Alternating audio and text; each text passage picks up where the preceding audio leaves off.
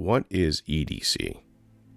EDC stands for Everyday Carry, and it's a modern term to describe when you carry some items on you every single day, whether it be for work or for leisure activities or for enjoyment.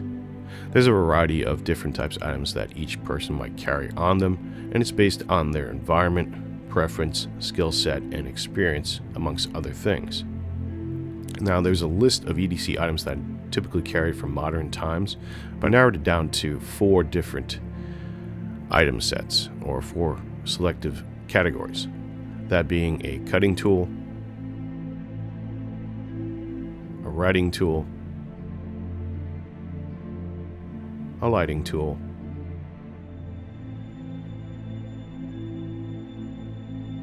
and a timekeeping tool.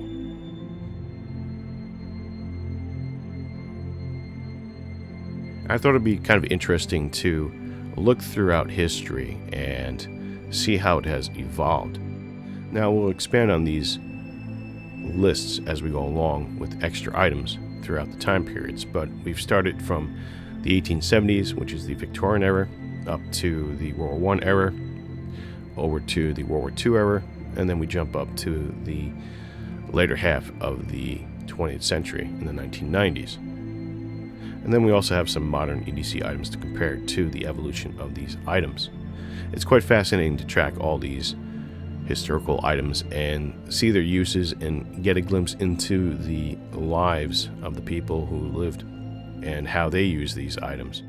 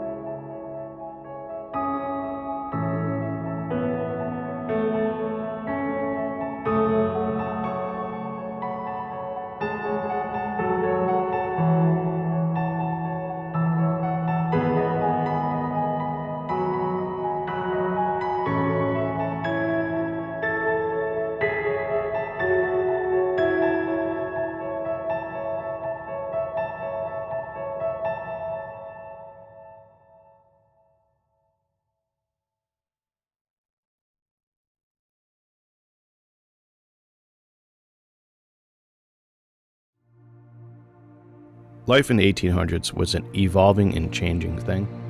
There was the American Civil War, the Reconstruction period thereafter, and the Great Industrial Revolution. Many of our modern era technologies begin in this time period.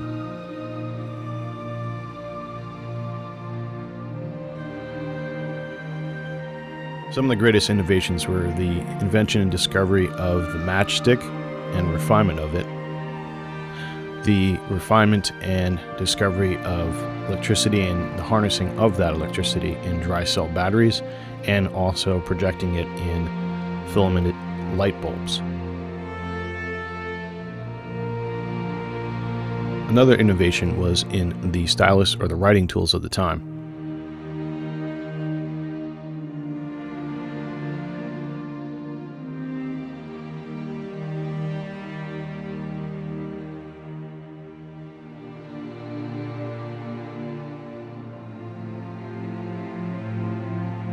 These dip pens would also be added in with a combo pencil case, or mechanical pencil as we call it today.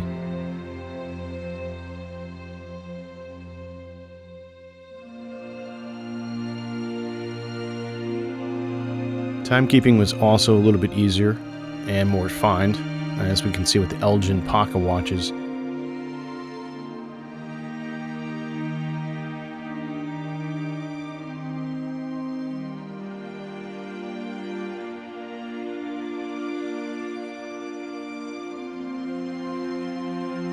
Knives were very common, and foldable pen knives and metals were worked on and refined more and more throughout this time period, and became a little bit more precise and rugged.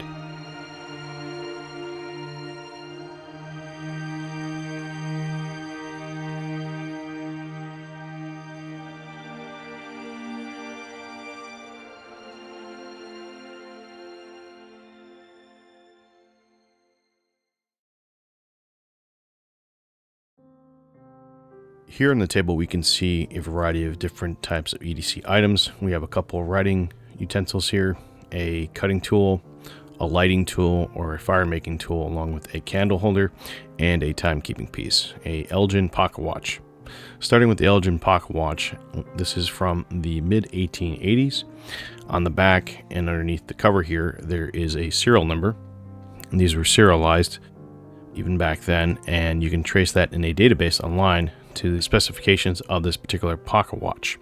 Now this is an open face pocket watch as opposed to a hunter case which closes over the top here. We'll have that as an example coming up, but this particular pocket watch is a stem set, meaning it's set at the 12 o'clock here with the stem that pokes out. Other ones would have a key wind up set in the back, a little key port and a little key that came with it that you attach to the chain that would be attached to this little holder here, and you would insert it in the back and turn it and wind it up, and also set the time with that. Other ones include a lever set type of pocket watch, which the case would come off on the front here, and there'll be a little lever over here on the pocket watch to set it the time. You pull it out and then you can set the time. So in this particular case, the stem at the 12 o'clock position does both for us. It both winds up the watch and sets the time. Right now it's about 3:21, so let's go ahead and set the time. Pull this out and we can bring it up to approximately 21 or so, and push that in, and we set our time for our Elgin pocket watch. Now to get this running, we'll simply just turn the wheel here a couple times.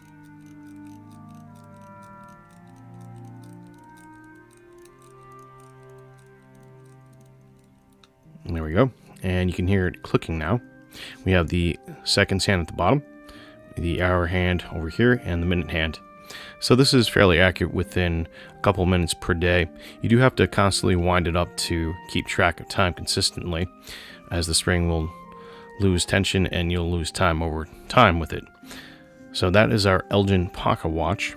A very nice, unique piece, and very interesting way of designing a timekeeping piece. The gears inside of it for its time period are very, very finely developed and fine-tuned. Next up is our fire keeping, or our lighting device, if you will, and that's represented by these two items here.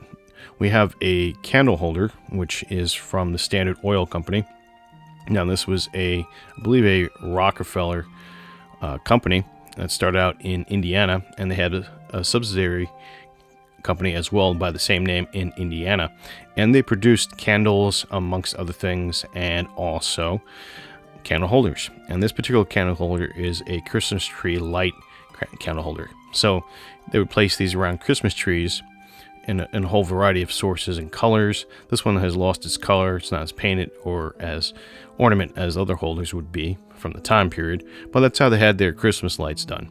Now, the reason why I have it as an EDC item for myself is that it's small, cheap, and lightweight to carry, and I can have a candle inside of it which would act as my lighting source. Now, to go along with that, we have this pocket Vesta case, or if you want to call it, match safe. Matches were designed back in the 1820s, mid-1820s rather, was discovered, and then in the 1830s it was more refined to a phosphorus tip with wax, called Vesta sticks, if you will, or matches. And these would be very volatile in the pocket. They could go off, and so they had to come up with a way to carry them, and they came up with a holder, a case, if you will. And this particular case has a striker at the bottom here. It's textured, so get the phosphorus ignited by rubbing that at the bottom there. And on the front here we have this ornate design. This particular model has a Birmingham stamp on it. This is sterling silver, and we know that based on the hallmarks. You can't see it on the camera, but it's right about where my thumbnail is. And what that means is that during the later Victorian era and such, metal workers would stamp into the items that they created their own insignias or icons, if you will, and that's how you could get an idea about when certain things were made at a certain date. Now, this particular item has a specific date. It's 1894, based on the correlation of the order of icons that are stamped into it, which is quite nice. It's found on the outside of this case. Sometimes they're found on the inside of match safes or inside of items. This particular model has the monogram on the front here. Normally this would be a blank template, but this is a personalized piece. So this would be containing our matches inside. We'll open it up here. It's got a little hinged side here, which opens up pretty nicely. And we have our matches, and then we can simply close it back down. And this would keep our matches safe and relatively somewhat weather resistant, although it's not waterproofed. So that is our fire making tool and capability. This would be something that a lot of people would carry with them, either in their pockets or on a chatelaine chain that went around the waist of a woman. They would have like models of these that had rings on it. You could hook it onto that kind of thing, or your pocket watch or whatnot. So that is our carrying method for fire. Next up is our William Rogers I Cut My Way two-bladed folding knife, pen blade knife. And again, we have hallmark here stamped into the metal, WR, and it has symbols and S. So this probably refers to Sheffield, or Sheffield area. Sheffield's very well known for its type of knives that they made during the time of the late Victorian era. And we also have a tang stamp here. It says William Rogers. It's very faded, but you can see it in the right light. It's hard to see on the camera, but it's right there.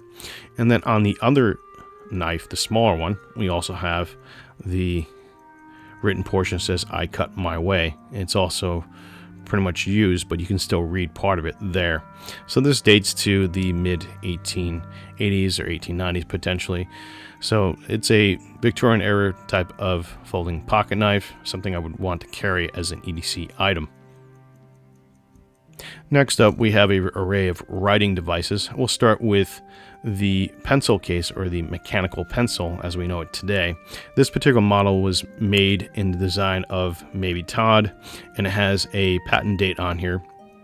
Now, various makers would share patents back then, and in this particular model, it's not a Maybe Todd branded one, but it does use the patent on it, and it says so based on the stamping here on the edge. Now, these are gold plated. In some cases, they are gold, so I'm not sure if these are gold plated, these particular models, or not. They're pretty heavy, so they might be gold.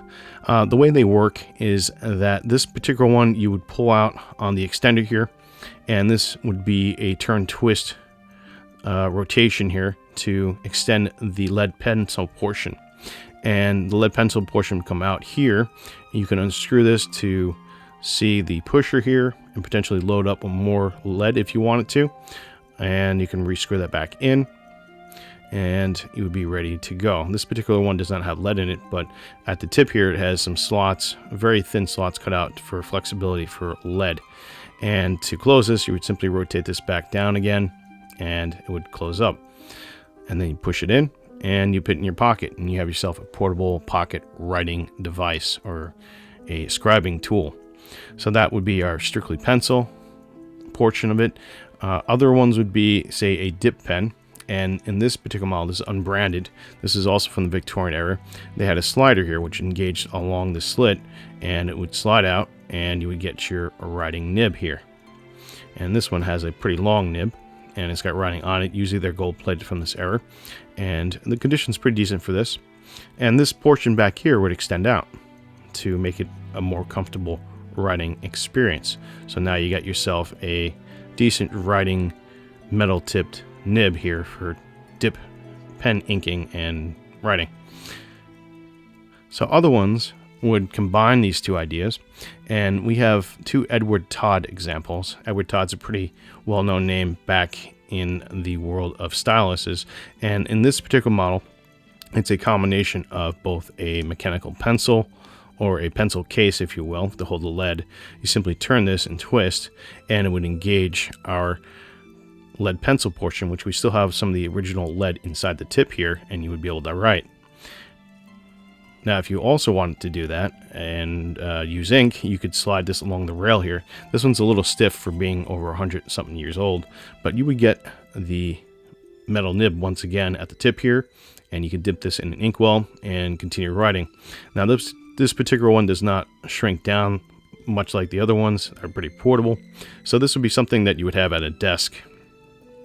But this is something I would carry personally on me once I collapse it down, and that would be my portable EDC tool. Now this one is also an Edward Todd design, and this is a little bit different than a turning type of pencil, and it does have a patent marking here, Edward Todd, and then it's a 1871 patent marking, whereas the first pencil that we looked at, the pencil case, is an 1875 patent.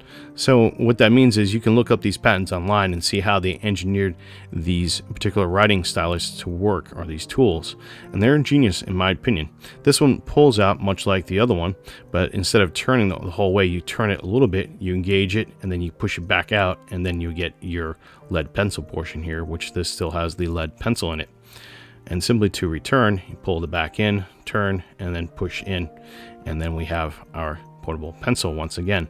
And this has a sliding port here with a channel port here where you can slide this ring up and down to engage the writing nib. This one does not have a nib in it, but that's how you would get your dip pen, and then simply extend this out to have an extra grip and balance to the pen. So that's our writing tools, Edward Todd and some unnamed branded ones, some with the Edward Todd or maybe Todd patent on it. Very, very useful items, and interesting how they developed it. This one in particular with the turning, propelling or repelling type of deployment, and the other one just a push and pull. So it's quite interesting to watch how the technology evolved in the 1800s.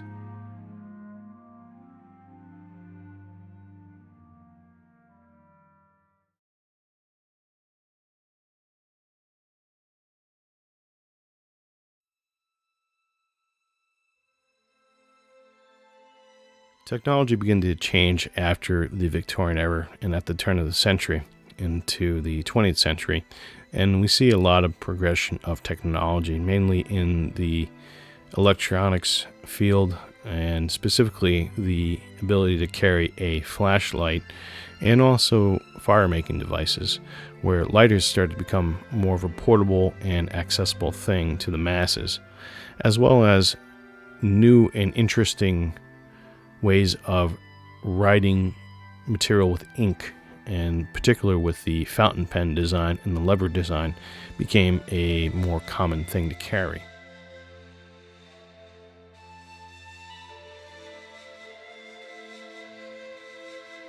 Here on the table we have a variety of different EDC items starting from left from right. We have an Elgin pocket watch from 1919. We have some ever-ready flashlights from the teens in the early 20th century. On the right here we have a World War I era compass from the U.S. Engineering Corps. On the bottom here we have a Corcel multi-bladed tool, very similar to a Victorinox. In the center here we have some lighters made in Germany with a patent date of 1912. And then on the bottom right here we have some writing devices. This is the Eagle Pencil Company fountain pen. It's a lever action fountain pen made in 1919. And we have some mechanical pencils from the 1920s, the early 1920s. So starting with our pocket watch here, this is a hunter type of pocket watch. As our other pocket watch, the stem and wind up and setting part was at the 12 o'clock. This is also a stem wind up and setting pocket watch, although a little bit smaller, a 12S size, if you will. And this particular one has a double case. The hunter case with these, you want to push down on the pendant here to push in the little metal latch here on the side to close the lid. If you don't do that over time, this lid will wear out the metal. You won't be able to close this fully.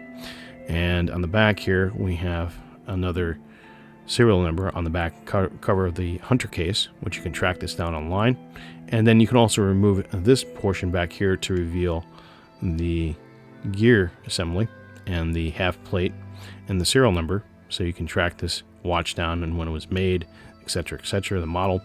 So very, very nice, finely made and beautiful ornate case and cover. So that is our timekeeping device for the time period of EDC carry. Moving along, we do have our ever-ready 1913 baby model, is what they call this. And it's a baby model because it uses C-sized cell batteries. The bigger ones use D-sized batteries. Now, they did design these tubular lights in the late Victorian era, 1894, if you will. And the first models that really came out to the masses were in 1898, and they were made with a paper tube instead of a metal tube like this. So this is a 1913 design, and it does have a manufacturing or patent date here. It's very, very worn in, but this one is patented October 19th, 1915, so this was a later production model. And these would typically have a glass lens like this on top. This is the original lens, and you can tell by the stamp on the bottom that this is pretty old and made of aluminum, and the switches are very basic. So this is a pressure switch on. I've replaced the bulb inside with a LED, and this is as bright as it probably could go, maybe a little bit brighter based on the battery power. But this would be something that I would definitely carry as an EDC item in my pocket, although it's a little big by today's standard, obviously. But back then, this was new age technology, and it was starting to be adopted by the masses as a way to light up the dark, so to speak, instead of using a candle. Now, these two have some retrofitted bulbs in them. One is an LED and one is an incandescent bulb.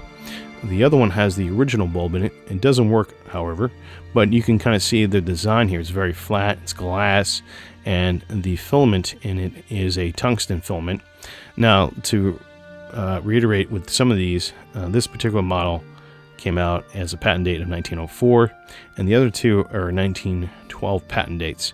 Now, that's important because in between those time periods, you had earlier bulbs that were made out of carbon filaments, portable bulbs like this size here. The design of a portable, small, pocketable bulb that used tungsten wasn't out yet until the mid-1900s, 1905, 1906, I believe, thereabouts. And that's when the changes came into the capacity and longevity of bulbs. Before that, the black filament would burn up pretty fast, and you would only have time to flash it for a little bit, maybe about 30 seconds or so, before you had to turn it off. These newer bulbs allowed you to use these for a little bit longer, and you would be able to run the light for a little bit longer and get more usage out of it. Hence the term flashlight where it began. Now, these particular ones have a constant on here or a temporary on. so we can turn on the incandescent. And then I rigged up this one with a LED bulb in it. So it's quite nice, much brighter obviously. And these are filled with two AA cells, which I had to modify a 2 AA battery holder and create a makeshift contact point for the switches to work. So we'll take the empty one here, and we can see the marking on the bottom, ever ready. Patent date December 17th, 1912 for this particular one. And it would flip open, and you would have access to the inside here. And this is the internals of the light. Very simple, very basic. And you would buy a certain battery pack to throw in there, a dry cell battery. Now, battery technology came of age in the 1890s when they finally were dry cells as opposed to wet celled batteries, and that made it possible to use portable lights like these. So once again, these evolved from the very end of the Victorian era, around 1898, and then they evolved in the early 20th century, which is 1904, 1912. We start getting a variety of different flashlights out on the market. Now, these are some of the more common designs. Now, there's other designs too out there, but this is something I would carry as a lighting element for the EDC carry of this time period. Moving down here to the multi-bladed tool, it's very reminiscent of a very well-known tool, which was made back in the 1880s, and that's the Victorinox, or the Swiss Army tool. It wasn't known as that back then, but that's where the roots began.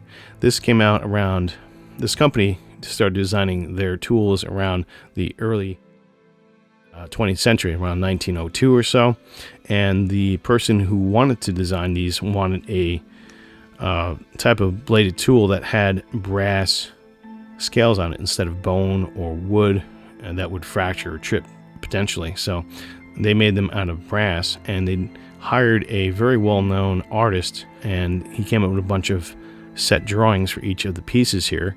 And you can collect different sets of these from the company. They still make these today almost exactly the same as they made it back then, with a few differences obviously, but you can collect the types of scenery drawings. This one in particular is the fisherman here, and we also have a background of the ocean. It's very worn in. You have a ship here, some birds, and what looks like a fishing net or something tied to a dock post there, from what I can tell.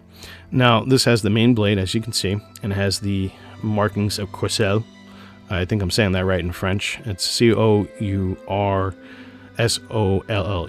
and it has the wrench here as an icon. Now, this changed throughout different points in the company's time period to a adjustable wrench and other variety of different markings, but this particular marking makes this an early 1920s or even earlier than that, potentially a pre-World War I type of multi-tool. So that's our main blade there, and then we have our secondary blade here, and they're still functional. The spring is still pretty strong, has a lot of snap to it still. We have our slotted tool here, probably for a slotted screw is what I'm guessing, or a pry bar of some sort. And then we also have our can opener. Now, I don't know if this is a later era can opener or still useful for the early era cans that they produced, but this is our can opener, bottle cap lifter, if you will, and still got enough snap and spring to it. And then on the back we have this spike tool, which reminds me of an awl, although it could be a little bit different than that. And then we also have our very sharp wine bottle corkscrew, and this could be useful for many things, as we know. And that is our multi-blade tool, a nice pick for a pocket knife, if you will, for an early 20th century EDC carry. Now we have some interesting tools here, and in the history and development of lighters, pocketable lighters at that. Lighters were developed in the Victorian era, towards the later half of it, and they became more pocketable with the advent and discovery and implementation of flint, a type of ferrocerium. So that was a new thing for this time period, and from there it progressed on into these lighters. Now, they did have lighters that used different methods of ignition other than a flint wheel, if you will. There was one that had a percussion cap system, and it was an automated one. I think it was made by a French maker, if I'm not mistaken, and that would be the way to ignite a lighter. These were a little more better designed with that implementation of we'll call it flint for now. And you can fill this up in the bottom with fuel and then use the striker to light it real quick, and then you'll have your wick here to wick the fuel up, and you'll be done. So it's a nice way to start fires as opposed to using a pocket Vesta. And this particular one still has the markings on it from when it was bought in the store, and the markings here. So we have an MEB lighter here on the patent date of 1912, made in Germany. And we also have a Huawei US patent April 2nd, 1912, made in Germany. So these were very useful items that would be used in World War I and also World War II to a degree. So they stuck around for a while, and this was the basis of most modern era type lighters that we use today, including the Zippo lighters, which came out in the 1930s. Moving along from our lighting or fire making tool for our EDC carry, we have our writing tools. Now, this is made by the Eagle Pencil Company, and this is a fountain pen. And the way it works is you take this lever here and you lift up and it push down on a spring, a piece of metal, that would then push down on an ink sac inside, and that would push out the air out the front here. And if you have this dipped into an inkwell, it would suck up the ink once it released. And you do that a couple times to fill up your ink sac inside. Now, I tried repairing this one, and this is my ink sac here, but it is clogged at the moment, so it's not working, unfortunately. So I still have to repair this and clean it up. But that's how you would refill these fountain pens, and they're referred to as fountain pens, as a fountain of ink. And that's how they would be carried. Now, a little note on here, they were experimenting with putting pocket clips on these at the time period because they're still kind of figuring out how to carry these pens on their persons. Earlier pens like these will not probably have pocket clips on them. So this was a newer design, and some of them began to have them built into the cap. This one you would have to get from the store and apply it on here separately probably. But an interesting piece of history. This particular model is made in 1919 from what I could track down in a catalog. So it's made by the Eagle Pencil Company, and it's a nice brass or gold plated type of pen. I try to clean up as much as possible, and it has seen better days, but that would be a writing tool I would carry back then for an EDC. Now, next up we have the mechanical pencils, and these would be referred to as mechanical pencils probably around this time period is when it started catching on. So there's different designs that were coming out at this time period, and we have some Wall Eversharp branded ones, we have a Broadway branded one, and we have a Cross branded pencil. I'll show you this one here. This particular one has a very thin, sleek design. This is probably a 1920s era, I would say, based on the art design here, mechanical pencil, and it's very thin. It still has the ring on here, which you can attach to your pocket watch or chatelaine if you're still doing that at this time period. And these also have their rings at the top here, and this is a Wall Eversharp as well, and this has the Greco-Greek pattern, and this one appears to be gold filled. Some of them are also sterling silver, like this one here. Others would be gold as well, so you could buy a variety of different types of these mechanical pencils, each ornate with its own things, and that would be our writing utility tool for the time period. And they're very portable. Some of them even had a eraser in the back of it. You could pull up on the cap here and you could reveal an eraser which you can use with your pencil. So that was a newer thing too that they would develop with these branded type of mechanical pencils. Moving along from our writing utensils or writing EDC tool, we have a compass, and this would be a bonus on our list as we have a navigating device or a compass device. And this is a World War I era U.S. Engineering Corps compass, and it's made by Crunchin, I think I'm saying that right, or Bernie, B-E-R-N-E, and we have a serial number here, 71718. And the way this works is similar to a lensatic compass. I'm not sure if this would be considered lensatic or not, but it has a button here which you would force open here, and then the wheel would readjust, and we have our markings here. And this one actually is magnetically accurate as I've tested it. We have our sighting hole here, which is quite interesting, and we have our mirror here, which is still dirty. I didn't want to clean it up too much. We have, again, the serial number marking on the top here, 71713, I believe, or 8. If I can see that right, it's probably 3. And on the sides up here, they don't glow anymore, but there's radium paint on this particular compass. So you want to be careful with the radiation that gives off. There's also rare earth metals probably in here that are radioactive. So these older compasses can be somewhat dangerous sometimes based on their paint job. And at the top here, this would be a little bit more cleaned up, but it's seen its fair use in the field, as you can tell. And it's a very nice brass piece. It's very heavy. Starting to patina here, you can see like the changing the color and whatnot. So it's a very nice compass, and it's something that I would carry as an EDC item for navigation, and I do carry that in my modern kits. So we've expanded our EDC carry allotment here with this early 20th century EDC demonstration. So we're going to go ahead and talk about our mid 20th century EDC carry and see how that has started to evolve.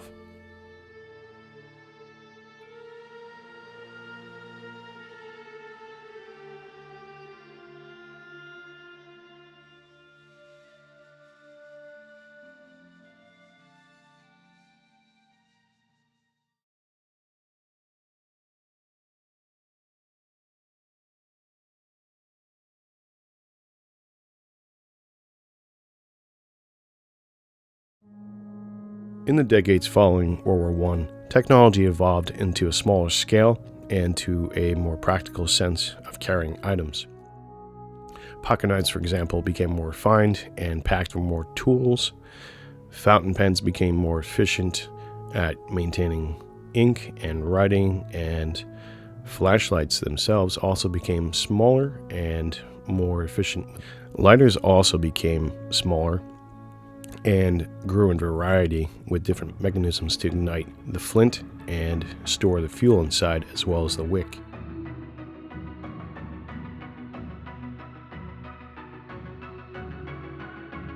Watches also took a change from World War I, where we began to see people wearing watches on their wrists during the Great War, and then afterwards it became a more common thing to wear a wristwatch. Now, wristwatches back then were much smaller than, say, wristwatches compared to today, because they were a lot more efficient at that point in time, and to make them was a little bit more economical. We also see a development of new technologies and upgrading technologies. For example, calculators, pocket calculators, or arithmeters also became more common around this period, even though they've been around since 1820 and also invented much earlier than that. So we saw a lot of changes coming in the World War II era from 1940 to about 1960 with the EDC.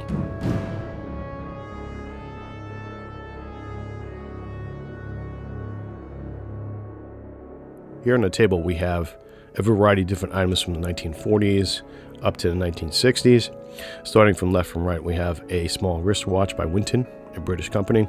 We have a Ronson pencil lighter version 2, and that was developed in the late 40s. On top here for the lighters, we have a Whirlwind Ronson lighter, and we have a Colbury lighter, which was developed in the 30s but used in the 40s as well. And then we have a Tasco pocket arithmeter, and this was a later era model around late 40s, early 50s. And then on this side we have a couple bulbs to go with our ever ready number 230 2AA pen light. And then next to that we have our Windsor fountain pen, and then next to that we have our venerable Victorinox Swiss Army knife. So with the advent of World War I and afterwards, wearing a wristwatch became more popular and a much more convenient way to tell time. This particular one is a wind-up one, and it's dated to the 40s. It still has some radium paint on the dials here. You can't see it on the camera, but if you put a UV light on this, you'll be able to see it glow a little bit. So this used to glow a little bit in the dark, and we have our back cover here. And this particular watch is a very small watch, but back then these were considered unisex watches, or men's watches, if you will, and the sizing was a little bit different back then. And this particular one I wound up and timed out, so you can pull up the stem here and set your time, and then you can wind it up. So it's a wind up movement. This was a perfectly acceptable way of telling time in a portable sense, and it works fairly well. So this piece is a nice looking piece from the time period, and it would be something that would have been maybe worn perhaps in World War II. It's hard to say, but it is a decent time-keeping piece, and that's why we have it in our EDC kit for the 1940s, 50s, and 60s. Moving over, we have a late 1940s, early 1950s version 2 of the Ronson pencil lighter. Now, this particular lighter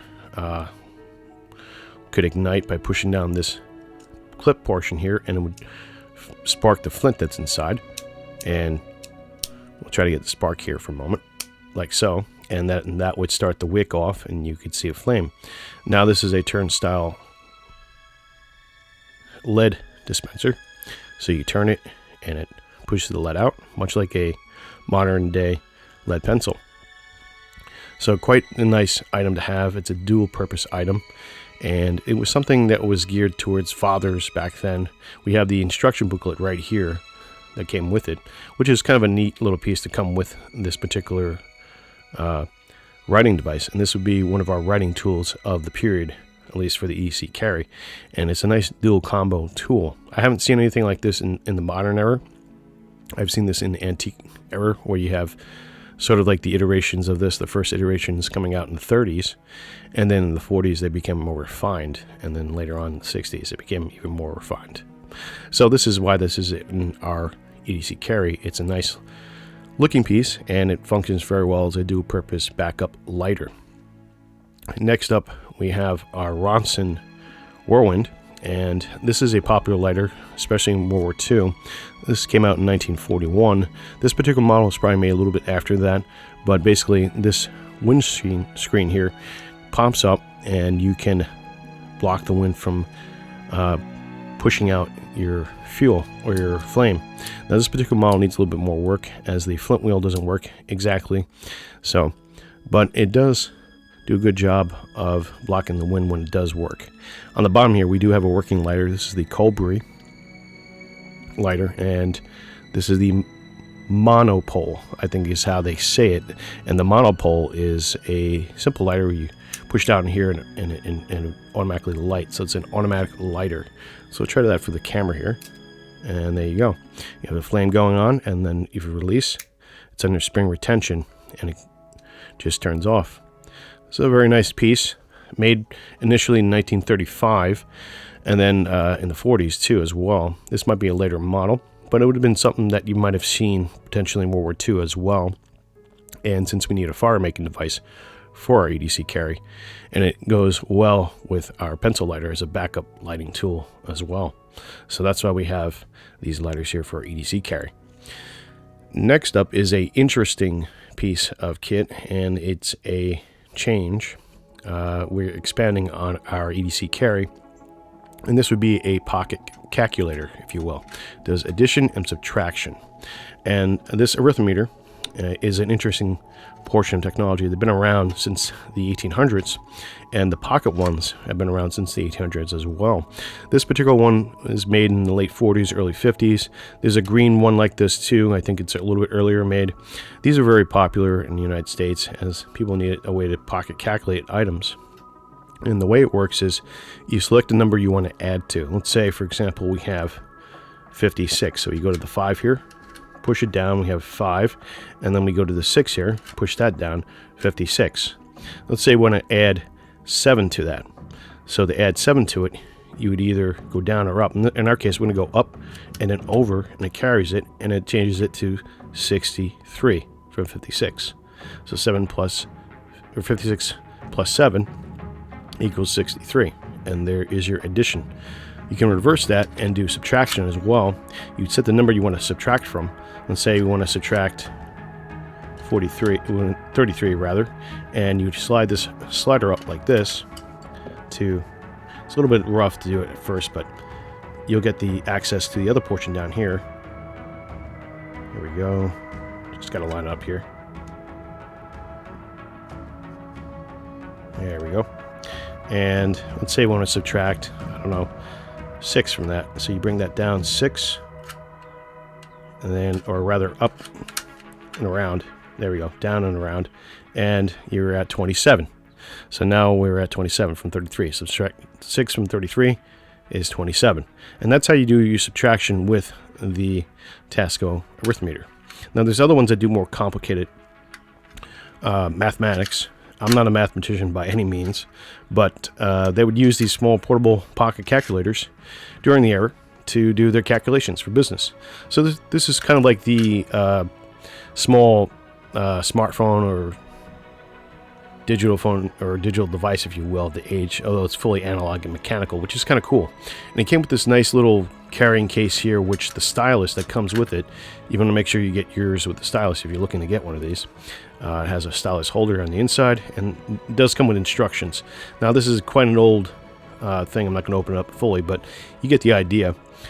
This lever up here kind of resets everything, so you can reset your numbers and then go back to doing your calculations. But that's how the Tasco Pocket Arithmeter works.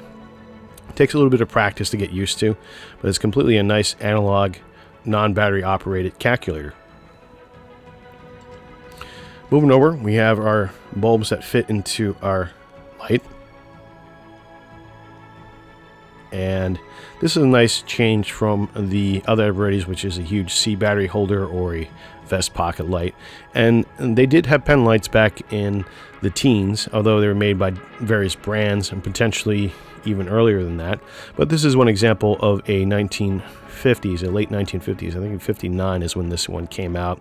The 220 came out before it and had a chrome face here. There's different kinds of colored faces and materials you can get, but this particular one, it runs on 2 AA batteries, and we did replace the bulb in this one, and you get yourself a nice little pen light. You can either have it on or temper on with the switch in the back here. You can push that on and off like that, and you have this little pocket clip right here. So this would be your daily EDC carry for a flashlight. Now it's starting to get into a nice portable sense of carrying a lot of this stuff in your pockets or in a bag, but this is why we chose it for our EDC carry as a lighting device in our list. So the Ever-Ready 230 was a nice addition to our carry there. And next up is the Windsor fountain pen. And this is also a lever style fountain pen, and it's made in the US. And this one actually does work, and I do have it filled with ink, and it does use a nice bladder inside. Somebody had restored this, and this particular model was made in the 1940s, and this is a nice gold plated piece, and it works fairly well at writing and detailing ink projects and whatnot. And as an artist, I'm looking forward to using this in some of my drawings and playing around with it. So this is something I would carry in addition to my pencil, mechanical pencil at that, as a early 1940s, 50s, or 60s EDC carry. And last but not least, we have our Victorinox, or Vengernox, as this one's referred to.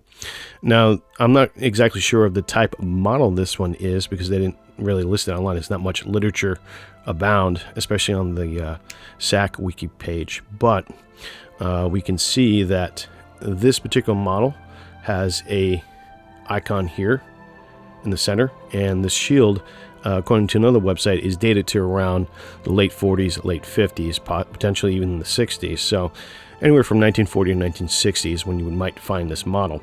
So what does it have on it? Well, it's got this old can opener, style can opener right here, and it's got this bailing handle, this carrying handle, which is kind of nice, and it also has the slotted screwdriver with a cutter here and a bottle cap lifter from what it appears to be. Next up is the saw, which is quite nice, which attracted me to this piece. I like working outdoors, so obviously I went for a period piece that had a saw with it. So this is quite nice to have in a pocket tool. And then we should have our main blade coming up here.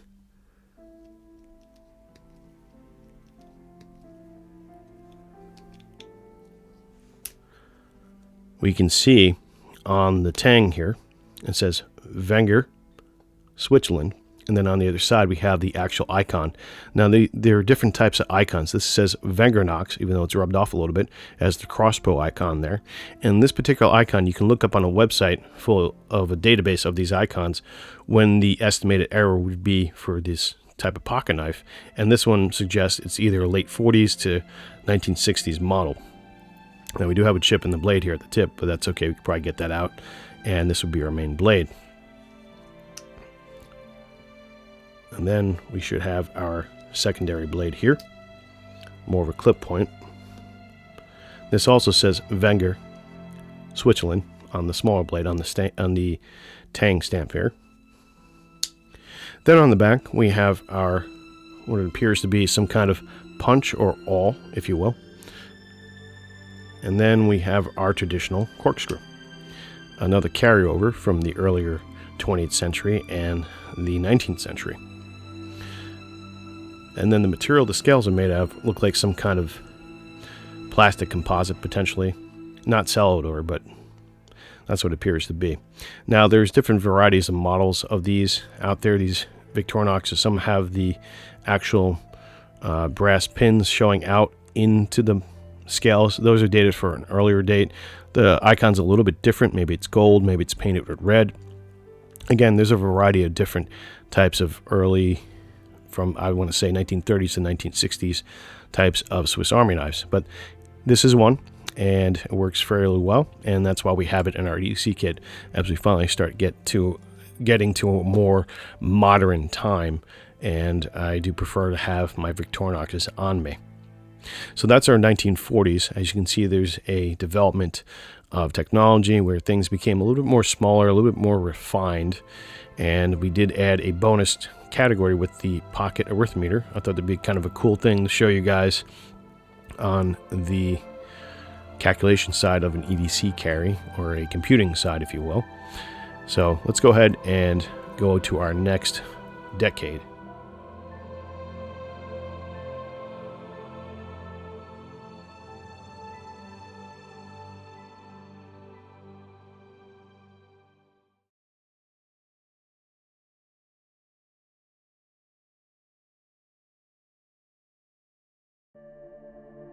In 1947, the transistor was invented by Bell Labs, and this ushered in a new era of developmental technologies in computers and in digital items. In the decades preceding the 1990s, we could see the advent and introduction of more modern systems such as the digital display for calculators and in wristwatches, as well as crystal-controlled watches which were more accurate in timekeeping. Radio technology also developed from the early 1900s and further developed in this time period to include not only amplitude modulation but FM modulation and much more robust and smaller systems for dialing in frequencies, and better battery technologies also allowed for smaller form factors as well. The 1990s also featured a nice option for EDC tools such as Leatherman and modern era style type of Victorinox knives, as well as wristwatches, flashlights, compasses, and writing tools. Here on the table we have a variety of different tools. From left to right, we'll go over them. We have a Sandy 183 compass here. Next to it we have some crossed mechanical pencils. Then we have two Zippo lighters, one from the mid-90s, the other one's from the early 80s. It's a mini Zippo lighter. Next to that we have a Swiss Champ late 1990s model, a Victorinox or Wenger spotlight, and we have a Leatherman late 90s PST model. And then right next to it on top we have a Casio DBX 112 wristwatch, calculator watch, and databank watch. Next to that we have a sports Casio watch with the EL or a electroluminescence backlight. And next to it we have the iconic mini mag light, which is a 2AA flashlight. And then we also have a pocket diary for our calculator section of our EDC carry. And then next to that we have an expansion on our EDC category, and this is going to be the ham radio, the Yaesu VX1R, which was developed in the late 1990s, 1997, 1998 circa. So beginning with our SONY 183 Lensatic compass, this is a military issued compass, and on the bottom you can see which models you get based on the denomination. This is a Model 3H, which has tritium inside, still active a little bit, and it's also radioactive. So SONY 183 is a previous company that used to make these. Kamega now makes these models for modern day, and this is pretty much very similar to that modern day model. These did develop around World War II into this fashion or form, if you will, and in this particular model, it's a little bit roughed up, but I did manage to fix it a little bit. We have our date marking inside. This one came out in either 83 or 88, depending on that date in there, whichever one you want to go by. But the way this works is you have a lens. You can see the mils there. Bring up your sighting line here. We have some tritium markers here and also tritium markers inside. If I turn out all the lights, you could probably just barely see a little bit of the luminescence left in the tritium. This particular model I do have to repair a little bit more. The stopper doesn't fully disengage, so the disc doesn't necessarily rotate freely as efficiently. But when we close it up, this engages the stopper. We close it down like that, and on the side here we have ruler markings for 1/50,000ths or 1/50,000 meters, and we have our lanyard here, which we can attach our ranger beads to. Now, once again, other various companies came out with this model, and it was developed in World War II and then throughout Vietnam up until the 80s, which SONY 183 took up the mantle making these, and then finally Kamega in a modern day sense. This would be something for our navigation portion of our EDC carry, and something I would carry in the 1990s, and it comes with this nice little pouch here. Next up is a pair of cross mechanical pencils. They're both different designed mechanical pencils, so we wanted a writing instrument, and this would have been something I would have carried in the 1990s if I had a chance. This one is a simple rotation one, which propels the lead out, and once you're done, you can repel it back in. Very simple, very straightforward. The other one is a turn style, which you click up, and the lead comes out that way, and it holds. So it's a different type of mechanical system of propelling the lead out. And these are very nice looking cross type of pencils. We'll compare a 1920s cross pencil here.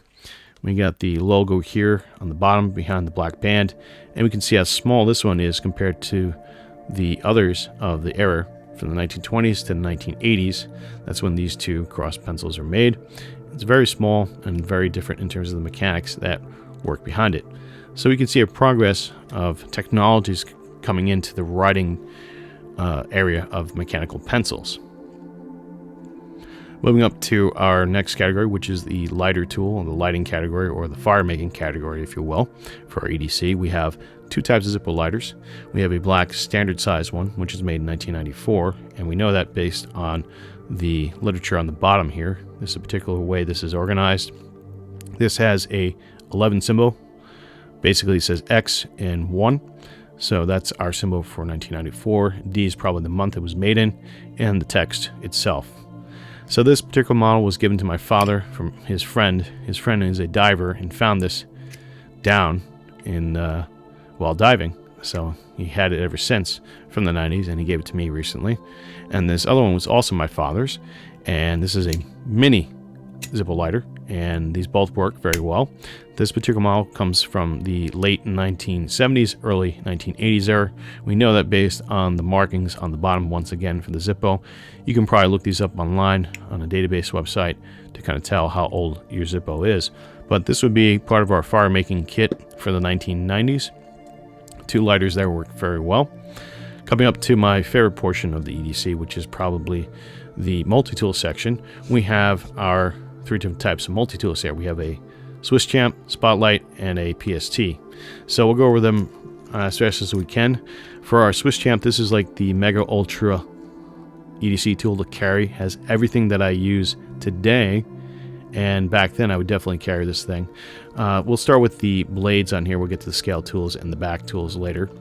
So we have our small pin blade knife here, still pretty much the same as the modern era one, and we have our main blade here, and we can tell based on the tang here, this has got the crossbow and it's got a different Victorinox marking on the tang here, so that's basically saying that this is an older model from the late 90s, early 2000s. Next up, we have a fine gradient saw, which once again is different from the modern one. We have a crosshatch section here and a single hatch section here, and then we have the metal saw on the bottom here. Moving along, we do have our saw here, which is a little bit hard to get out, and that's our saw, pretty much the same as the modern era one. Works very well. And then we have our fish descaler, fish degorger, and ruler in centimeters and in inches here, much like the modern era one. And we also have our scissors here, much like the modern era one as well. This has a groove in it on the back portion. Not all of these had a groove, especially the older ones, but that's when they started adding a groove into the scissors to keep the spring in place. Next up is a modern era type of pliers, and we know that because we have the wire crimpers in the bottom here. Some of the Swiss champs from the earlier 90s and late 80s don't have that, and this one has a wire cutter in the center, a very, very thin wire cutter at that. We have our standard tooth arrangement for our small tooth in the front and a standard set in the center here. Works very well. Moving up to another marker here is a plastic housing, gray housing for the metal glass, or the glass, magnifying glass, and that's another indication of an older model. Next up, we have our Phillips head screwdriver, and it goes in 90-degree portion. Then we come up to our slotted screwdriver with the bottle cap lifter here and a wire bender, and it also goes in a 90-degree fashion. And then we have our smaller slotted screwdriver here, along with a can opener. On the back, we have a couple tools. We have the awl, which has a sewing eyelet in there. We have our controversial parcel hook. And then we have our slotted screwdriver in a torquing position. And then we have a chisel here as well in a torquing position. And then we have our screwdriver here for eyeglasses and a corkscrew. Now this is the older one. It says patent on it and circular. And then in this particular model, in the mid-90s, they started implementing these pins here in this scale case. So we have our straight pin, stainless steel. And then finally, to the scale tools, I did modify this particular one because I do use it from time to time. This has a ferrocerium rod in it. And then in this top portion of the scale, we have a pen here, ballpoint pen. So we do have another writing tool in here. So that would be our pen tool for the EDC kit. And then we also have a pair of tweezers here. So overall, a fantastic feature-packed multi-tool, is what we can call them nowadays as of this era. And definitely a reminder that they did have tools similar to this back in the 1900s, but it became more refined, and as you can see, packed with lots of different tools based on the time era. Now, moving to the Wenger Spotlight, this is a unique tool. And this particular tool, for its namesake, has the light module here with a quad A battery inside of it, and it uses an incandescent bulb in it. And there we go, it turns on here for a temporary spotlight, because it temporarily turns on. Let's start with the nail pick here. We have a nail file here and a pick at the front here. We have one blade on here, and that's the main blade. This is the Wenger blade here. It's the Delmont icon here, and also the Wenger icon on this side on the tang. And then we have the pair of Wenger style scissors. Now these scissors are very nice because they do have a textured teeth arrangement on the cutting edge, which means it's good for gripping material as well. And it's got a stronger type of lever or spring here. So it's actually more of an improvement over the Victorinox Swiss Army style of basic standard scissors. Next up, we do have our slotted screwdriver here and bottle cap lifter and wire bender. And this patent pendant item, this can actually push in and it will lock this into place. So that's another nice engineering feat of the Wenger model. So this doesn't fold back on you when you're bearing down on it, which is quite nice. And then finally we have our can opener here. Basic can opener. Not a combo tool like the Victorinox, unfortunately. Then on the back we do have our, what it looks like to be some kind of awl or poker. It's not very sharp, but you could punch something with that and make a little hole. And then next up we do have our corkscrew without the slotted screwdriver inside of it, the micro driver. And in the scale we don't have our needle hole there, or port. Now on this particular model they reversed the sides in which the tweezers and toothpick go into. They face on the inside, which is actually a lot smarter. Toothpick model here. And then on the other side we do have our tweezers here. And to access the Quad A battery port, you simply take the tweezers, you can pop that little hole there, and you can open up the port for, or the case for the single Quad A battery compartment. We're not going to do that, but that's how you would access the Quad A battery with this. So that is our lighting tool and also our multi-tool of the kit here if we were to choose an EDC item for the time period.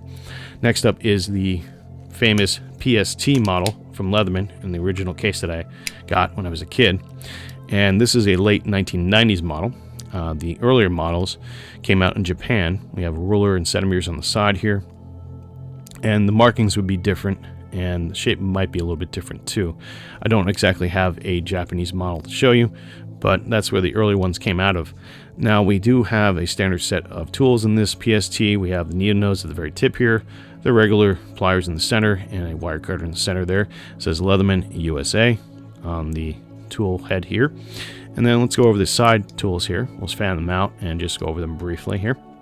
We have a three-sided file here with coarse side and a fine gradient side with a single hatching and a cross hatching here, and file on the bottom. We have a smaller slotted screwdriver at the very tip here. We have the 3D Phillips head screwdriver, and we have a bottle cap can opener tool here. These don't lock, and they were notorious, especially in my youth, for folding down on me and bending down and hurting me. I didn't use it properly, of course, but you know. Here is our blade, and we have the Leatherman Tang stamp here. So this has been used quite a lot by myself. I probably should tune it up a little bit.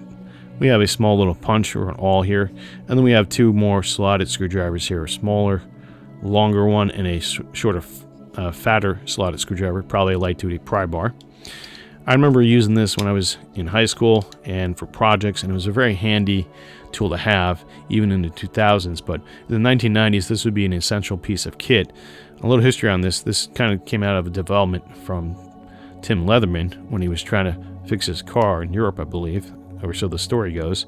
And he had a Victorinox, but it wasn't cutting the job. So he decided to go home and redraft a invention like this to kind of help him and aid him in his adventures, his travels. And that's what they came up with, the PST, or Pocket Survival Tool as it's called.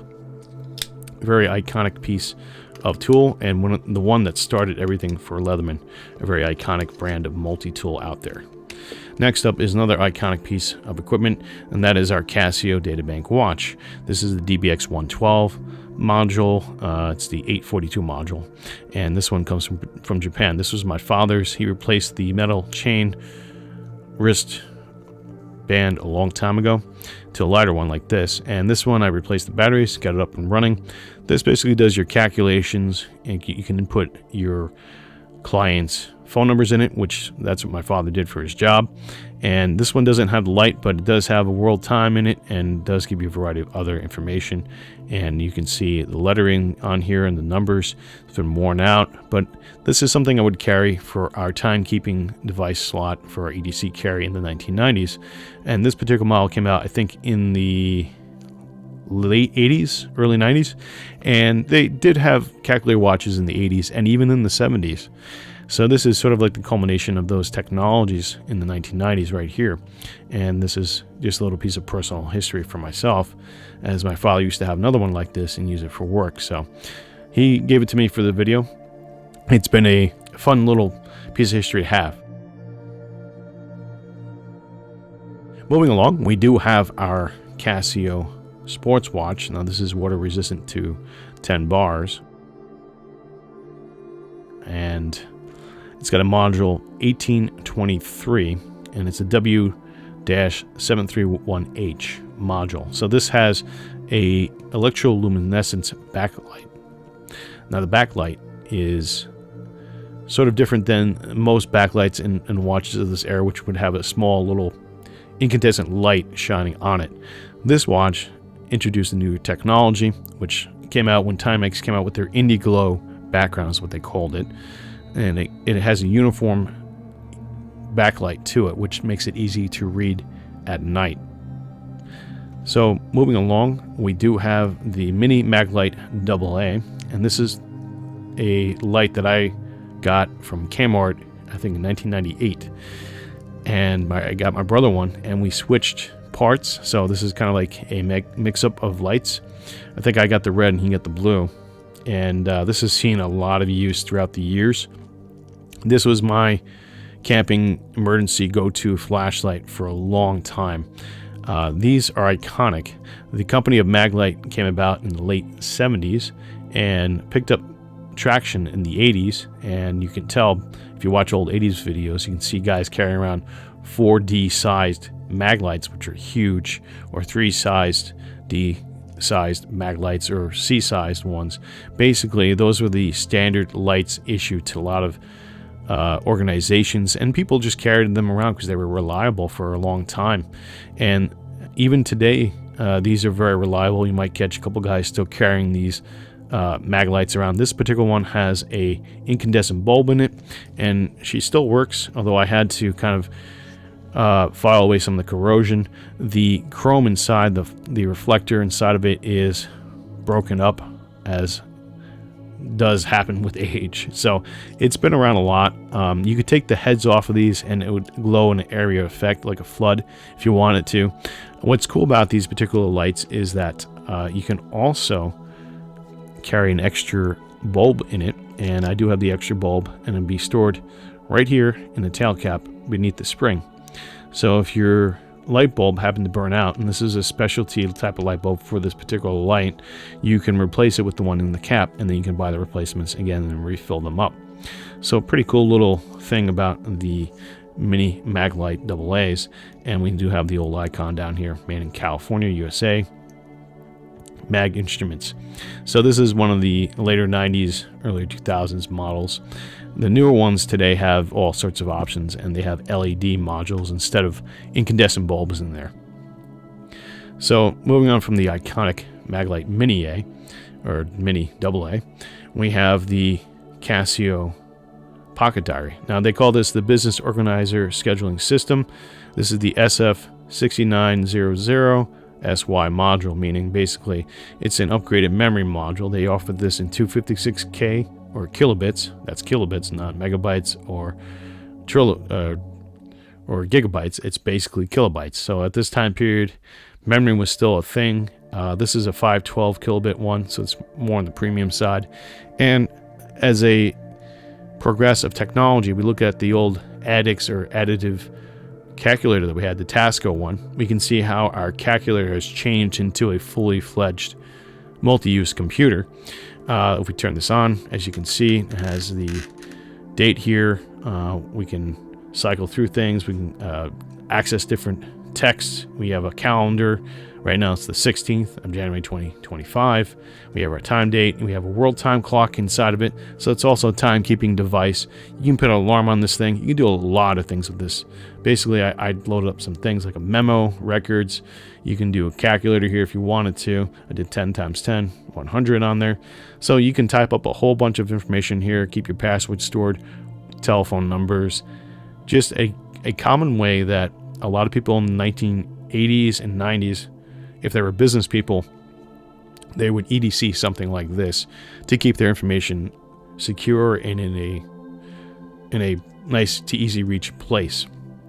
Now these modules usually have some kind of port in it where you can connect to the computer, or has a modem where you can do a fax straight from this. And if you were very tech savvy back then, you could hook it up to your pager or your cell phone and send out a wireless fax on the analog system. So that was some kind of fancy stuff they had back in the 1990s. Sort of the pre-dawn era of texting. Now, expanding on our EDC category in terms of what we can carry, we have a new category that's communications device. And since I'm a ham radio operator, and I still use this model even today in my EDC kits, this is the Yaesu VX1R. Now, this is a dual band ham radio, does VHF 2 meters and 70 centimeters in UHF, but this is a wideband receiver, and I have this set for a weather frequency here, which we can probably listen to. Might not be coming in right now, but you can receive weather with this. You can change the bands. You can go into FM mode, AM mode. You can even listen to TV at the time. You can listen to broadcast stations with this. Basically, it's a very useful transceiver. And we do have a radio station here. So I can listen to my radio station with this if I wanted to in the 90s. And this would be a great piece of kit to have, not only for entertainment and communication purposes, but for emergency purposes, which is part of the EDC kit lineup for my own choosing. And you will see later on in the modern era kit, which we'll get to, I do keep these in all my EDC bags as a backup option radio communication device. They don't make them anymore. This particular model came out in 1997, 1998, and they stopped production in the early 2000s of it, which is unfortunate because it's quite a nice little micro HT that does a lot of the basics. Now, you could also, with the ham radios back in the 90s, you can dial into a repeater tower and make a phone call on the air. Now, of course, you'd have to wait for them to transmit back to you, but in an emergency, you can call home instead of using what we call a payphone. Now, I'm old enough to remember that. Some of you may not be, but in the 90s, that's what we used. And these radios, you could pre-program a set of numbers into it to dial into a repeater and make a call. So it's a very, very versatile piece of kit to have as an EDC item, and that's why we have it. So that's 1990s era EDC kit here, and you can see an evolution from the 1940s, from the 1910s, and most certainly from the 1870s, 1880s, and 1890s. And in the next portion, we're going to see a modern era EDC kit and how it compares to this era.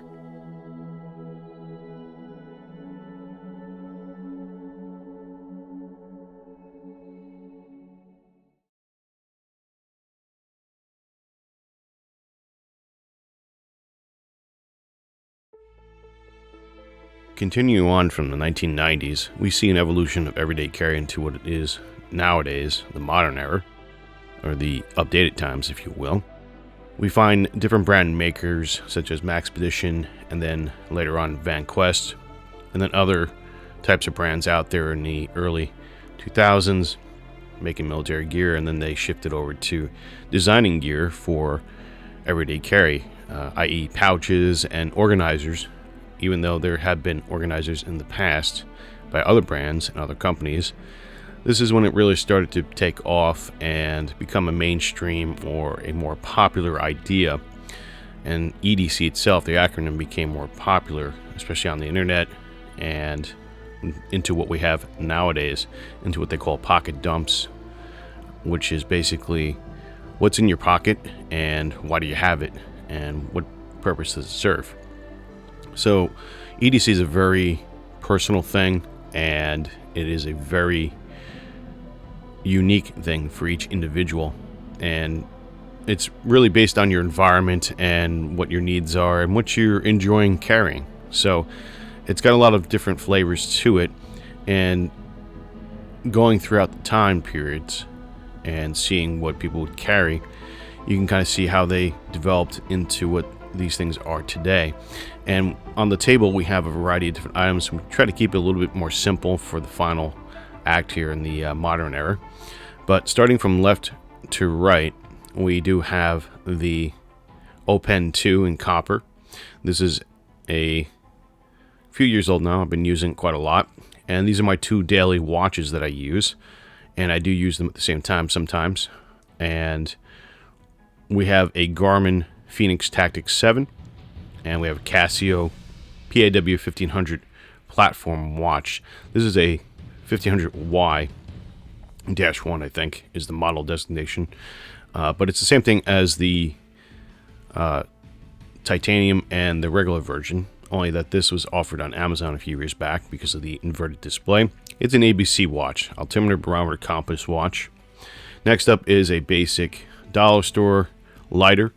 It's ubiquitous. We do have a BIC later on in the show, but this is kind of symbolic of the modern day lighters, which are throwaway lighters, not the refillable ones that we have seen thus far. So these are very common, very EDC-able, and one-time use. And you can get other ones that get refilled, like clipper ones, or, for example. And they're very basic. They're butane-type lighters. And butane lighters were invented quite a few years back, but they're very common nowadays as opposed to Zippo lighters, which is more of a enthusiast thing. Next to it, we have our cutting devices, moving on from the fire-making devices. And we have the Leatherman Wave. And this is an older model. This is the second generation. And next to it, we have a smaller platformed Midnight Mini Champ. And this one's noted for its light inside of it and its pen inside of it as well. So it doubles as a writing, cutting, and lighting tool. And we also have some new-aged flashlights. Flashlights have moved on from the 90s using incandescent bulbs. They started the advent of the LED light-emitting diode in the 90s, and that became somewhat popular in the early 2000s, late 90s, and it evolved into what we have here on the table, into these flashlights. Now, this is a Quinata Noctagon KR4 in titanium. This is a custom-made Chinese light, Chinese brand, but it has several different aux LEDs inside of it, and it has, I believe, the 519A LEDs in it, which are on neutral or even warm tint, and then it has the Osram LEDs in it. So those are specific type of LEDs that mimic in different properties. One is for high coloring rendering index, and the other one is for a thrower. So it's a quad emitting set. Next to it, we have a more common LED type of light, even though this one is a specialty one as well. The platform is a square as opposed to a cylinder, much like those older vest pocket lights that we reviewed earlier. And this particular one is made by Olight. It's the arc-filled Ultra, and has several different type of lighting methods. It has a laser and a UV light and a regular cool white to neutral white temperature LED inside of it. When I say that, it means basically on a temperature scale how much tungsten or warm a light source is and how much it replicates a daylight setting. And then next to it is my Yaesu FT1D. This is my daily EDC carrier for right now for a ham radio communications device. It's a dual band radio, and it's got a little bit more advanced features in terms of its digital modes.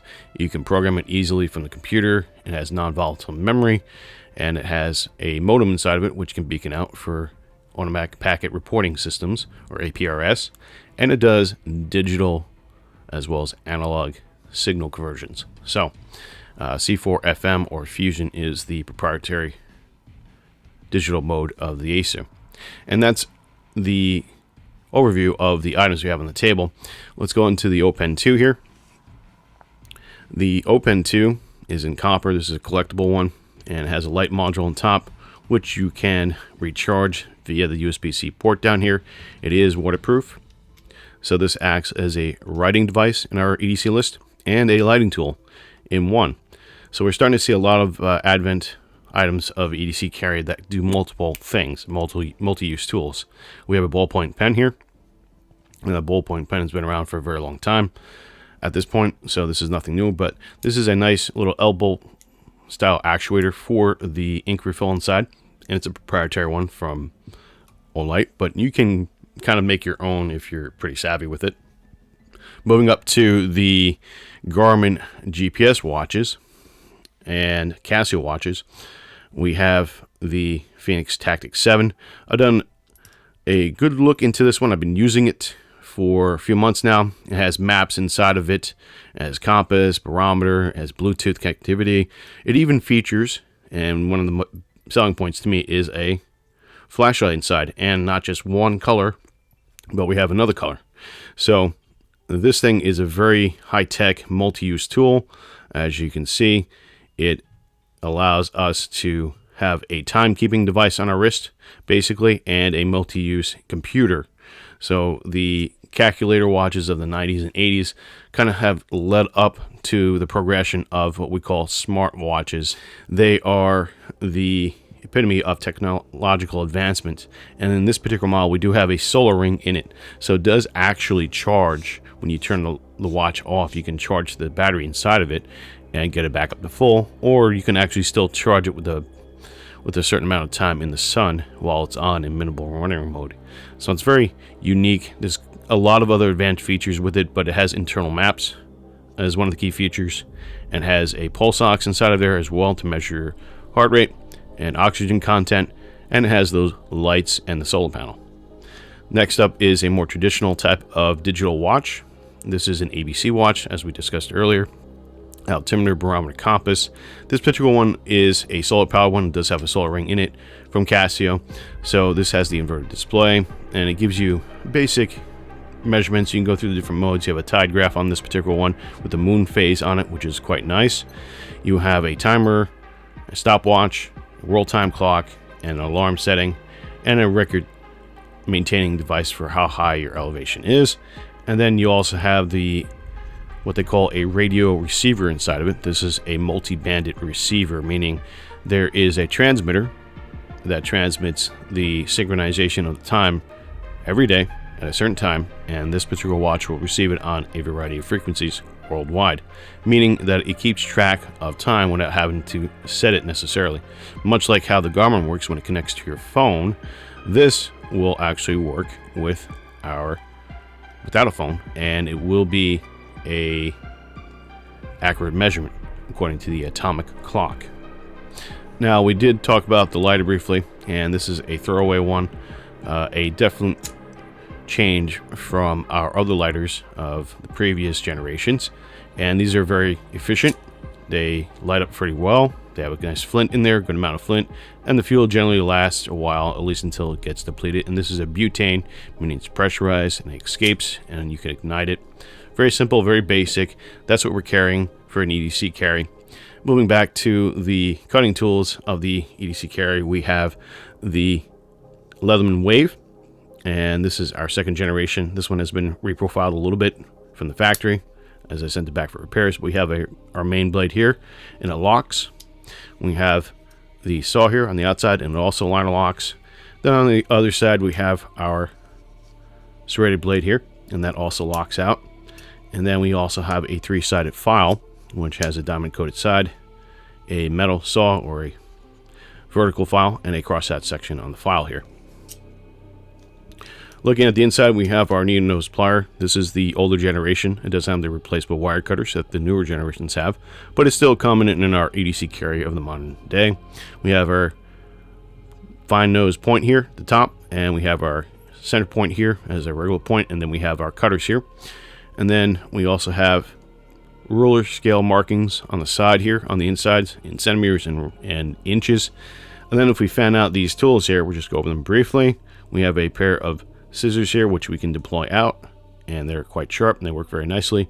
We have a proprietary micro bit driver for different glasses. We have a Phillips head side and a slotted screwdriver side. And then we have the main slotted screwdriver, which can be doubled as a pry bar there. And they also do lock out. As exampled here, we can lock this out, and there's a depression here which you push down to release it, the latch, and you can close it back in. So that's a nice improvement in terms of the PST, the earlier model we looked at in the 90s section. It didn't have any locking tools, so they've progressed their technologies at this point in this modern era to lock out all the tools so that they don't fold on you. So that is a nice upgrade. Next, over here we have our can opener, which also has evolved from not just being a can opener, but a bottle cap lifter and a V-notch wire stripper here. Finally, we get to the proprietary bit adapter here from Leatherman. You can take these bits out. They're retained by spring retention. We have a slotted screwdriver on one end and a 2D Phillips head on the other end. And you simply can put them back in there and close it up. And that's our tool set for the Leatherman Wave. This one does also have an additional pocket clip on it, which is sold separately. So it's a very useful EDC item to carry in today's world, as we do come across a variety of projects that sometimes require pliers and scissors, and those 4 different types of blades that are easily accessible on the outside. Now, there's 2 different camps. Some people don't care about the easy one-handed access, others do. It's totally up to preference at that point, but I thought I'd just point that out with the EDC tool selection. Next up is another popular type of Swiss Army Victorinox. They've been making these 58mm ones for quite a while, and this is the top of the line in terms of feature-packed items. We do have a pen in the scale in place of the toothpick, and this does write very well, and it's a good emergency pen to back up our main pen there. And now we also have an LED light, which is a push button on, so it really is a flashlight in the definition of things, and you can replace the batteries in there. And then we also have on this side, starting with the cuticle or scooper, if you will, and we do have a ruler here, both in inches and centimeters. And then we also have a box cutter or an orange peeler here. Then we also have our sheep's foot or Warncliffe blade right here, which is thinner than the main blade and it's a little bit sharper. And then we also have our nail cleaner and our nail file here on this side. Flipping over to the other side, we do have the main pen blade here, very sharp, very usable. Next up is the multi-tool, the 3D Phillips head screwdriver, wire stripper or bender, and bottle cap lifter. And then we have the famous scissors of the Victorinox here, and these are very sharp, very accurate. So that's our tool set of the Midnight Mini Champ, another popular tool that I personally carry and use. And I carry variations of it, like the Midnight Manager, for example, or the Signature Light, as I like having a small profile platform that has a writing tool, a lighting tool, and a cutting tool all in one in this form factor. So it's quite small and quite useful. Next up is the Noctagon KR4. This is an older model, and it, as mentioned before, has unique LEDs in it that replicate either a tungsten type property with high color rendering index or CRI, or a throwing property, i.e. a non-floody type of beam.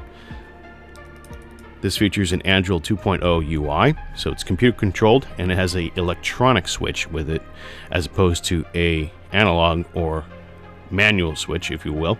And it's not a turn-based, it's a click-based. So basically there's a battery inside, and it's constantly powering the E-switch in here. And to access the UI, you can program the UI in these with the computer chip that's inside of it, and you can see what kind of options you can come up with. Now you can change the brightness levels of these, you can change the pattern levels. So we're in a thrower mode. Basically, these are very advanced lights for the modern era, and it took a while for them to progress like that. But we can see this also has what we call auxiliary lights. Now I program this to stay on constantly, as I don't mind draining the battery, and it doesn't really drain it that fast over a period of a few weeks, which is fine with me. That's usually when I rotate my batteries in here. But this is a nice little light to have on at the desk at nighttime. You can see where it is, you can grab it, you can change the brightness levels of the auxes, the colors of the aux lights inside of there. You can have red, yellow, green, blue, rainbow color. Basically, it's a very usable and very nice flashy light, and it's a good discussion creator, so it's an enjoyable tool. A little bit on the pricey side, a little bit on the flashy side, but still practical for my uses and purposes. So I've used that on the job. I've used it in my daily EDC carry for quite a while now. And moving over to our Olight Arcveld Ultra, this is a newer light that came out in late 2024, and I decided to pick it up because I wanted a 3-in-1 practical device. 3-in-1 being, we do have a regular white light on here with several different modes, and we also have a laser pointer, which comes in handy for directing people. And then we have a UV light, which is also handy for looking over any kind of areas that have chemical spills or any kind of residue. So it is a multifunctional light. It does have its own proprietary charging system on the back here. Has a very, very strong pocket clip, and it's screwed in. And it overall is a nice square light that we have, and very unique in terms of its properties. Although a lot of makers nowadays are coming out with these long rectangular lights, so maybe not as unique as it used to be at the earlier lineup. But still, we carry that as an EDC daily carry, and it's a multifunctional type of light device, and I've been using that for about a month and a half now. Next up is our Yaesu FT1D. This is a dual band 2-meter 70cm ham radio.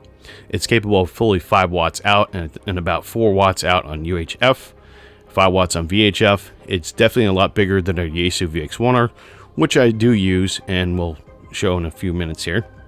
But this particular model has wideband reception, and you can control it very easily. You can mute it. You can listen to broadcast stations with it. It has a AM bar inside of it. So we'll try to get to the AM broadcast stations here. Let's go 00770 AM. So there you go. We have an internal bar in there, so it receives very well on the AM band. You turn that off.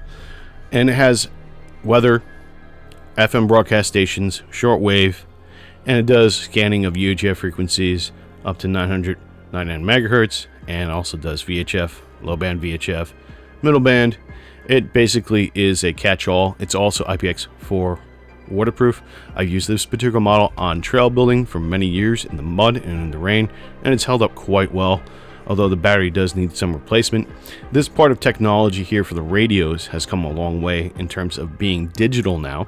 It's not only an analog transceiver, it's a digital transceiver. And what do I mean by that is that this has a encoding process which you can have a layer of privacy when you talk to another person who has the same encoding and decoding digital process. Basically, it's like our cell phones that we have today. The cell phones used to be analog, used to be able to listen in on conversations. Now they're encrypted and they're digital. So there's 2 layers there that you would have to break to listen into the conversation of a cell phone user. This has 1 layer, and that being a digital mode. Now, digital modes tend to not have any fading with it.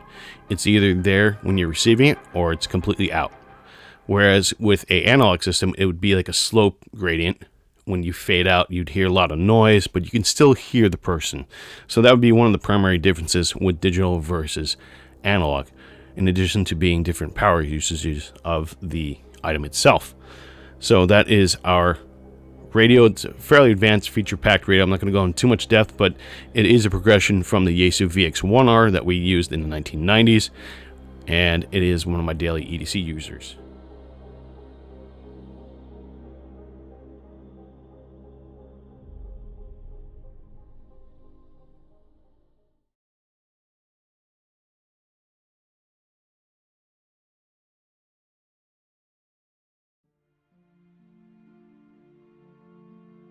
So we can see on the table we have different EDC size pouches. Going from left to right, we have the VanQuest FTM 6x9 EDC pouch. In the center here, this little pouch is a Roaring Fire Pico Fire version 2 pouch. And then we have the Max Edition Beefy EDC kit. This is my daily carry here. This is my reserve carry, or more of a concealable carry. And this is my very first EDC kit that I built that I kind of revised last year. So let's go through them briefly and show you the 4 different categories that we carry inside of them. Starting with the FTM 6x9, we have on the outside here, we have a Claros TI TP20 pen. This is a ballpoint pen, and it features a lighting element on the top here. This is a rechargeable XPG Cree emitter, 2 brightness modes. It's got a micro USB port inside if we unscrew it. It's waterproof. So we already have 2 of our lists already taken care of with just this one item. This is a writing tool and a lighting tool. Very usable, very easily accessible for the outside. On the other side, we have a full tang K-bar dozer knife. This is our cutting tool. And we don't have a watch with the kit, but we do have watches on my wrist, so that kind of covers our EDC kit holding here. Let's take a look inside to see the redundancies that we have. We're not going to go over the full carrying kit. That'll be a later thing, but we do have a variety of backup tools and redundancies. Starting here, we have a row full of writing devices, battery backup unit, another writing device in here, multi-writing device actually, and we also have a water filter. In the center we have another cutting tool. This is our multi-tool, so this could be a category of itself. This is the Leatherman rebar. We have a reflecting mirror, whistle. We also have our headlight in here. We have a button compass in the bottom, cordage, lipstick, or not lipstick, what do you call it, chapstick. So we have chapstick here, and we also have a bunch of ham radio stuff in the back, along with solar panels, a handkerchief. So we have a variety of different tools in here. We have our primary light here.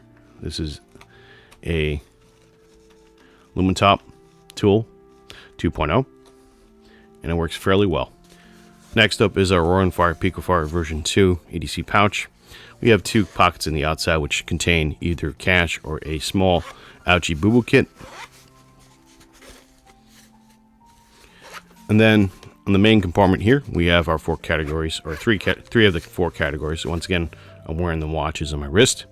We have a fire making tool, cutting tools here, a light tool, and a writing device here. So we have a Lumentop tool. This is a small TI version, first generation. We have a O-Pen Mini, and we have our Bic lighter here, which is pretty ubiquitous in today's age. People use that quite a lot. This has beeswax hempwood cordage wrapped around it for a wick. And then we have the Victorinox signature light, which also has a mini light inside of it for a redundancy. And we also have another pen for a writing tool. So we have redundancies in our kit all throughout. And we also have a main light down here. This is a Nikkor Tiki. And this is a nice light here. You can turn on in several different modes. We have a UV light and a regular light, flashing mode. So it's quite useful. Quite good to have in the kit. So there's our four categories right there. Three of them in the kit. We also have, in addition to the categories, we have a reflecting mirror, hand sanitizer, button compass, matches, small ferrocerium rod whistle combo here. So there's quite a few other types of multi-use items in the kit, but this would be something that you could keep EDC in a situation where you can't carry all these big bulky pouches. This would be a perfectly acceptable little pouch to carry in a backpack or your pocket. Finally, last but not least, another manufacturer, Maxpedition, which makes some pretty decent EDC kits. The two biggest EDC makers are usually VanQuest and Maxpedition, in my opinion. There's, of course, a variety of other manufacturers out there that are pretty good at EDC carry pouches out there. Namely, Nutsack would be one of them. So, opening up the kit here, we have already several devices inside. We have our writing tools here. This is a AAA battery-operated laser light pen from Smith & Wesson. That's our writing tool, primary one. And then we have a Sharpie, a mechanical pencil for drawing, because I like drawing. We have a full-tank knife here. That's our cutting tool. We have an i3T EOS. That's our primary lighting tool of the kit. So we already have three of the items right here: a lighting tool, cutting tool, and a writing tool. We have additional items here. We have a water container. I do have water containers in my other kits, but not like a drinkable bottle type. We have a Victorinox Huntsman for our other multi-tool of the kit inside of here. And we do also have a Leatherman inside this kit. This is a Leatherman Rev for the plier-based multi-tool. So we do have a variety of different types of tools in these kits. We have even a driver, bit driver, micro bit driver here. We have another headlight in here. We have a filter for the water filter here. And then we have a Bic lighter in the back for our fire making device. So this does have all the check marks of our EDC carry in a kit. And this is my very first kit that I made about 8 to 9 years ago. Of course, I revised it recently, but it's still kind of not as efficient as the VanQuest ones that I carry.